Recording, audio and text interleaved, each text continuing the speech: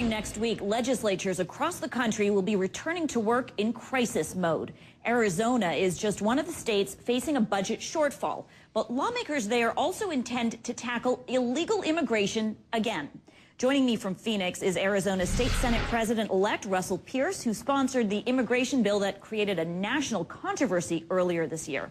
Senator, thanks for being with us. I want to ask you straight away, you want to prevent the children of illegal immigrants from becoming U.S. citizens. But the question I have is, does that undermine the promise of America, where what unites us is not our race, our ethnicity, our religion, but that we were born here or we become citizens? You know, it's nice people get the good information. When the 14th Amendment was written, it was written to give credit to the African Americans, recognize them the way it should be. And it was after a terrible Supreme Court decision called the Dred Scott decision that did not recognize them as humans virtually. It was outrageous. Well, a Republican Congress said, we're not putting up with that. And it was written, born, naturalized, and for whom we have jurisdiction. It's been hijacked. You know, we have a path to citizenship, and it's not breaking into the country. The 14th Amendment was never intended to be used the way it's used.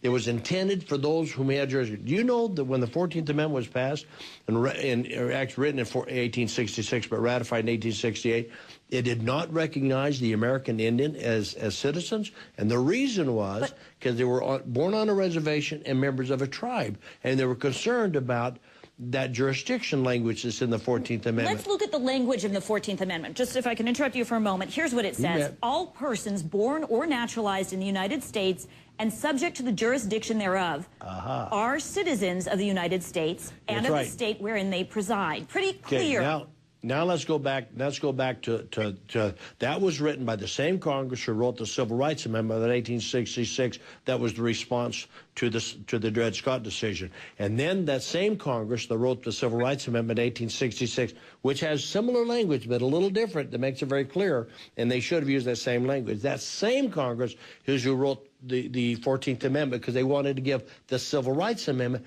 constitutional protection, which I think was the right thing to do. They made it very clear on the debate of the floor.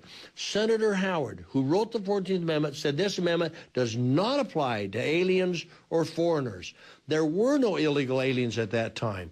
They intended it to right the wrong of the African Americans for whom we had jurisdiction. But this has now gone through the American Indian was born here in America. There was no doubt about where they were born. It has nothing to do with your GPS location. Well, our senior legal analyst, Jeffrey Toobin, has looked at this issue and says there is absolutely no way that this bill, if it were to pass, could make it through the courts. The constitutional amendment is pretty clear. Well, that's not true. I mean, I'm amazed at these folks who think they've read the Constitution. Apparently, they've not read the debate or read the Constitution properly. It was honored that way for the first 30 years. And there were two Supreme Court decisions, you know, Elk-Wilkes decision and the Slaughterhouse decision, that made it clear that it had to do with two major issues. It wasn't changed. Hang on. It wasn't changed until the Kim Wong decision of 1898. Over 30 years after that was passed, that they changed the application of the 14th Amendment with the court that said, we don't think it matters, you know, as long as you're born here. That was never the intent. Senator, the debate around it made it clear it was not the intent. Why is it important to you to change this on principle, the larger It's against the law. Well, yeah, and that's a good point. We have a path to citizenship, a legal path. But you can't, it's against the law to enter the United States illegally. It's against the law to remain in the United States in violation of federal law. But yet we induce you, we provide an incentive, we reward you for breaking the laws. It was never intended to be used that way. It's a matter of moral law. We have people who come here the right way. They wait in line. You can't break into the country and then expect to be rewarded. It's immoral. It's illegal. Was never the intent. Okay, all I'm trying to do is return the intent, the original intent of the 14th Amendment. That's what that's what they decided. That was what the debate made clear, and that's the appropriate thing to do. It's an unconstitutional declaration of citizenship. We're talking about children who are born here and didn't themselves break the law. They came here through no fault of their own. But that doesn't matter. Well, blame mom and dad, whoever put you in that position, though. You still broke the law. It was never intended to be used that way. All right. So again, let's go back to the original intent. It's a violation of the Constitution. Your state faces a $2.25 billion state budget shortfall. You have a 9.4% unemployment rate in Arizona. The Arizona Republic's own editorial page put it like this. They said, quote, with Arizona facing huge shortfalls, this is no time for distractions. It's hard to imagine a worse distraction than trying to write our own citizenship rules. Are there more pressing issues than this? Well, again, that's the misinformation. That's the myth that keeps being purported by the open border Arizona Republic, who has never seen an illegal alien they didn't like. Enough is enough. You know, that debate is very clear when they wrote the 14th Amendment. We're not changing the 14th Amendment. We're going to go back to its original intent. It was never intended. It doesn't take a constitutional amendment. It says right at the end of the 14th Amendment, Congress will regulate this amendment through legislation. Can you clear All up it takes is clarification. Can you clear up some questions? Would this legislation apply to a baby born to a couple that included one legal resident and one illegal immigrant? Would that child be legal or illegal?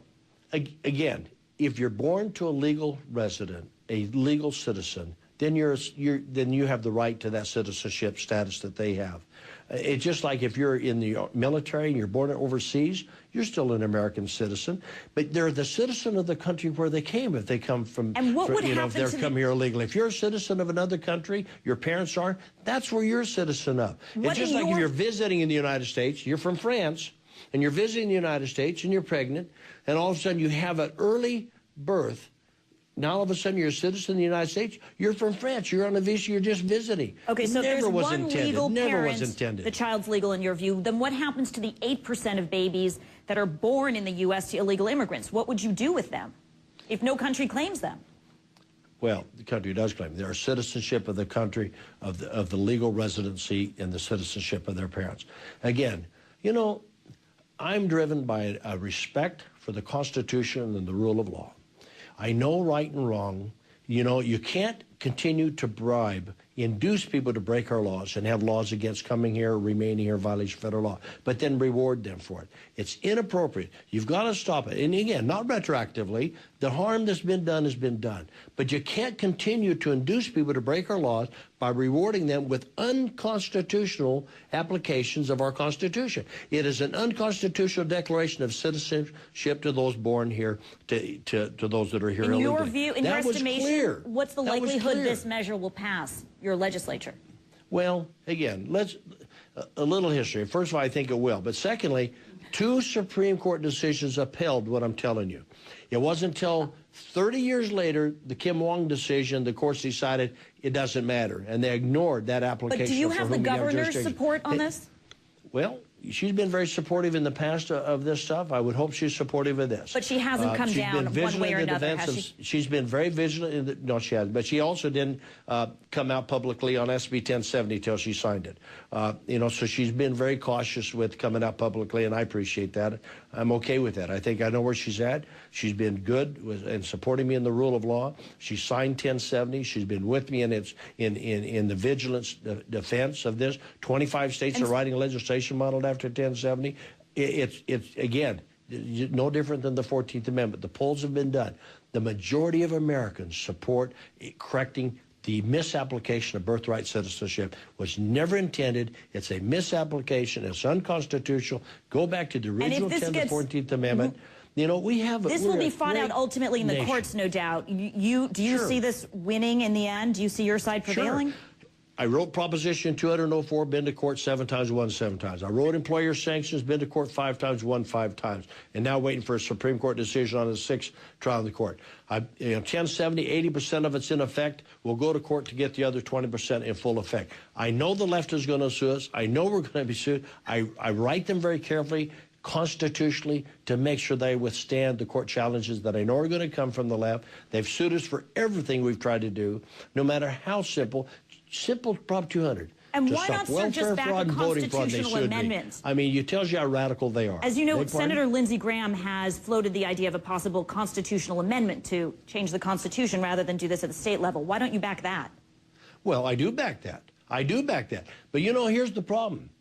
We've waited for the federal government to do something for years and years and years. How long are you going to wait on the federal government? This has only been going on for 100 years on the misapplication of the 14th Amendment. You can't afford to wait on the federal government. I've never seen such cheap drive-by political statements than I have from Washington, D.C.